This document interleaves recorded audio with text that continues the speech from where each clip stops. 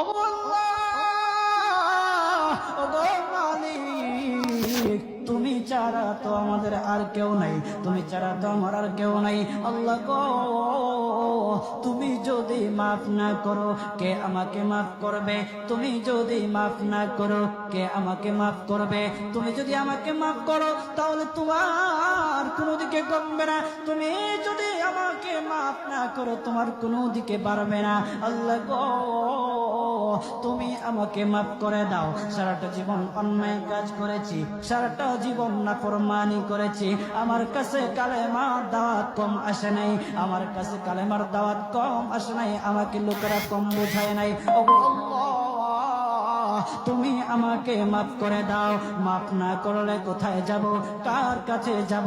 বাবা যখন মারে তখন মার কাছে আশ্রয় নেওয়া যায়, মা যখন প্রহার করে তখন বাবার কাছে আশ্রয় নেওয়া যায়, বাবা মা যখন প্রহার করে তখন দুনিয়ার কারো না কারো কাছে আশ্রয় নেওয়া যায়।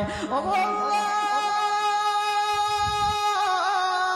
ও মালিক, তুমি যদি আমাকে মারো, তুমি যদি আমাকে আযাব দাও, ও গো আল্লাহ, কার কাছে যাব, কার কাছে গিয়া মাফ চাইবো? ও গো আল্লাহ, মেহেরবানি করে মাফ করে দাও। এইরকম কান্না করতেছে, কান্না করতেছে, চোখের পানি তার এমন ভাবে পড়তেছে, দাড়ি ভিজতেছে, দাড়ি ভিজে জমিনের মধ্যে চোখের পানি পড়তেছে, কান্না করতেছে। বান্দাটা কান্না করতে করতে করতে করতে আমার আল্লাহর কাছে এমন গ্রহণযোগ্যতা অর্জন করেছে, মহান আল্লাহ রাব্বুল আলামিন তার ডাকে সাড়া দিয়া তার জিন্দেগির সব গুনাহ মাফ করে দিয়েছে। হযরত মূসা আলাইহিস সালাতু ওয়াস সালামের যুগের ঘটনা। একজন বড় পাপিষ্ঠ ছিল, জীবনে এমন কোন গুনাহ নাই যে গুনাহ সে করে নাই।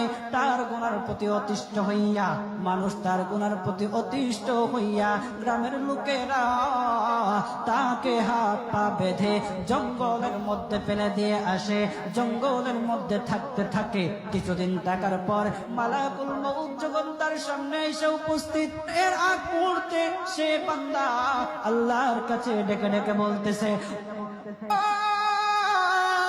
ও গো মালিক, তুমি ছাড়া তো আমাদের আর কেউ নাই, তুমি ছাড়া তো আমার আর কেউ নাই। আল্লাহ গো, তুমি যদি মাফ না করো কে আমাকে মাফ করবে? তুমি যদি মাফ না করো কে আমাকে মাফ করবে? তুমি যদি আমাকে মাফ করো তাহলে তোমার কোনো দিকে কমবে না, তুমি যদি আমাকে মাফ না করো তোমার কোনো দিকে বাড়বে না। আল্লাহ গো,